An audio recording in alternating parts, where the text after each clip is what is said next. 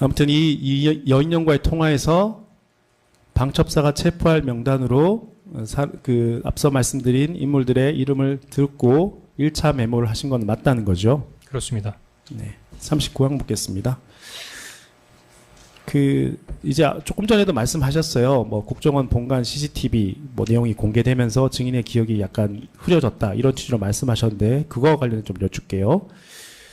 어쨌든 증인께서는 여인영 방첩사령과 통화하면서 체포 명단을 들었던 시간과 장소에 대해서 검찰 조사 시에는 12월 3일 23시 06분경 국정원장 공간 마당 앞이라고 진술하셨거든요. 그렇게 네. 진술하셨던 건 맞으시죠? 예, 맞습니다. 그런데 이제 국정원 본관 내부를 촬영한 CCTV 화면이 이제 공개되었고요. 그 화면상으로는 2024년 12월 3일 22시 58분경에는 증인이 이미 이제 국정원장 공간을 떠나서 국정원 본관 내로 들어오고 있었던 것으로 확인되는데 증인도 이런 CCTV 내용은 알고 계시죠? 거기에 대해서 제 의견을 얘기해도 됩니까? 일단 이제 차차히 말씀드릴게요. 네, 알고 있습니다. 네, 그 정도는 알고 계시죠? 네. 이제 검찰 조사하실 때 진술하고 이제 국정원 CCTV 이 장면이 좀 다르게 됐는데요. 뭐 이에 대해 뭐 말씀할 게 있다고 지금 말씀하셨는데 뭐 이게 어떻게 다르게 된 이유에 대해서 뭐 증인의 생각이나 의견이 있으신 건가요?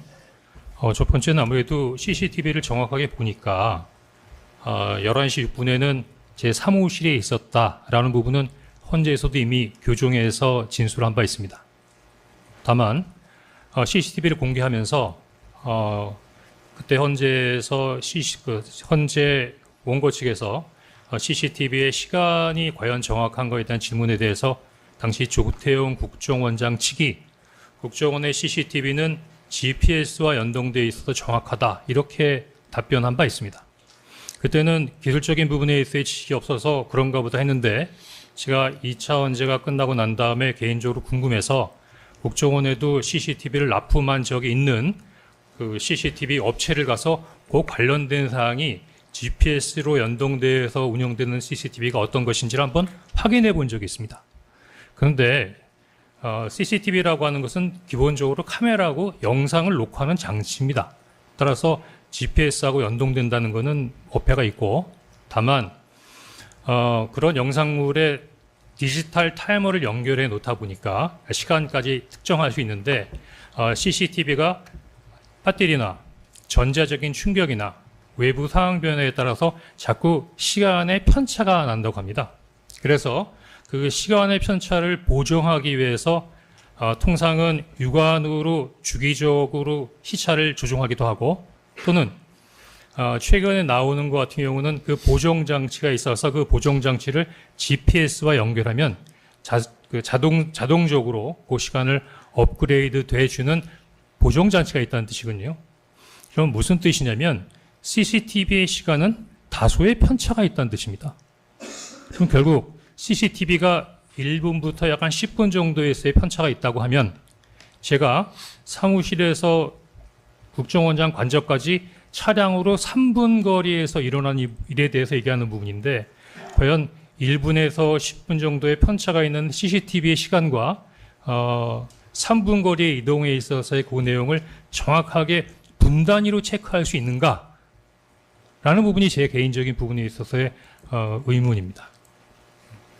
네, CCTV에 찍힌 시간이 과연 이제 정확한 시간인지 네. 그에 약간 의문이 있다라는 뭐 개인적인 의문? 이런 말씀인 건가요? 예, 그리고 두 번째는 제가 공관 앞 공터에서 메모를 했다는 부분이 있으면 공관 앞 공터의 CCTV를 공개했으면 될 텐데 공관 앞 CCTV 앞 공터의 영상을 보셨습니까? 보셨나요?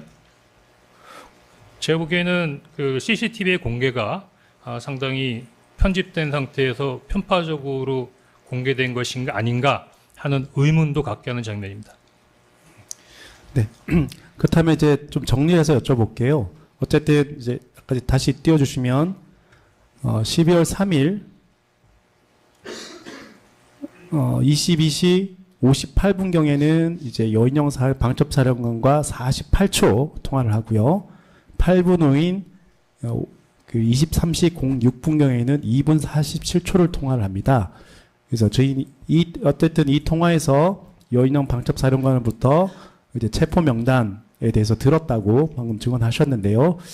그 지금 기억으로, 그러니까 뭐 CCTV 내용이라든가 이런 의문에 고려하지 마시고 지금 기억으로 언제 어디서 뭐 이 통화와 대비해서 여인영 방첩사령관과 어떤 대화를 했는지 한번 정리해서 말씀해 주실 수 있으신가요? 처음 진술한 내용을 다시 얘기를 할까요?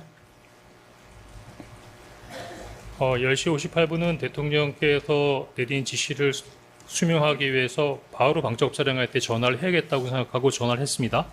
방금 그 검사께서 주소에 읽어주신 대로 부위께서 그러니까 부위께 전화를 드리고 부위께서 전화를 하셨고 대통령이 지원하라는 얘기를 하니까 방금 말씀하셨던 그 이야기를 얘기를 했고 그다음에 국정원에서는 그 위치 추적을 포함한 어떤 체포나 체포 지원 요청으로 협조를 요청하는 부분이었는데 그 명단과 관련된 부분에 대해서 중간에 58분하고 23시 06분에 잠깐 끊어지긴 하지만 결국 이어져서 14명의 체포 대상자 명단을 전달받게 됩니다. 그리고 이제 20시 58분경에 그 통화를 여인영 방첩사령과 통화했다는 거는 아직도 이제 국정원 공간 앞으로 기억하신다. 그 말씀인 건가요? 국정원 공간이나 아니면 이동 중이었던 것 같은데 제가 보기에는 그 부분에 대해서는 정확하게 매듭짓지는 않겠습니다. 네. 다만 23시 06분경 통화는 증인의 집무실에서 통화한 것은 맞다는 증언이신 거죠? 하여튼 저 통화는 다 국정원 청사 안에서 이루어졌습니다. 방금 말씀 국정원 총사라는 거는 국정원장 공간도 포함한 그렇습니다. 걸 말씀하는 건가요? 네. 39-3항 묻겠습니다. 그 증인은 검찰 조사 시부터 헌법재판소 제5차 변론기일까지 이제 국정원장 공간 앞에서 체포 명단을 듣고 1차 메모를 했다라는 취지로 진술을 하셨어요. 근데 이제 증인이 국정원장 공간에 있을 당시 통화한 상대방은 윤석열 전 대통령이거든요. 혹시 윤석열 전 대통령으로부터 체포 명단을 직접 들었던 것은 아닌가요? 아닙니다. 제가 그 부분은 헌법재판소에서 검찰에 진술할 내용이 일부 오류가 있다고 인정한 바 있습니다. 알겠습니다. 네, 40항 묻겠습니다. 김용현 증거기록 순번 581번입니다.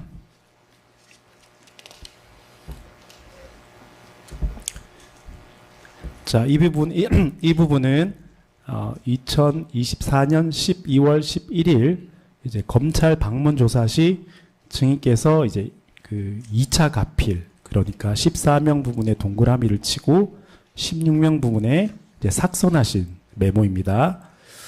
자, 이제 이 메모는 여인영 방첩사령관으로부터 전달받은 체포 명단 대상 명단 14명과 관련된 메모가 맞지요? 네. 자, 이 메모에 의하면 여인영 방첩사령관이 증인에게 당시 체포 대상자로 불러진 이름으로는 이제 이재명, 박찬대, 제가 메모에 있는 대로 그대로 읽어드릴게요. 이재명, 박찬대, 정창래, 우원식, 한동훈, 김민석, 딴지일보 김호준, 조국, 전 대법관, 전 선관위원장, 김명수, 김민웅, 민노총 위원장, 권순일 이렇게 14명을 기재했는데 당시 증인이 여인영 방첩사령관으로부터 들은 내용을 증인이 최대한 기억해내어 기재한 것이 맞습니까? 네. 자, 2024년 12월 5일까지 그러니까 일단 12월 5일까지로 여쭈겠습니다. 12월 5일까지의 이제 언론 보도를 서치해 보면요.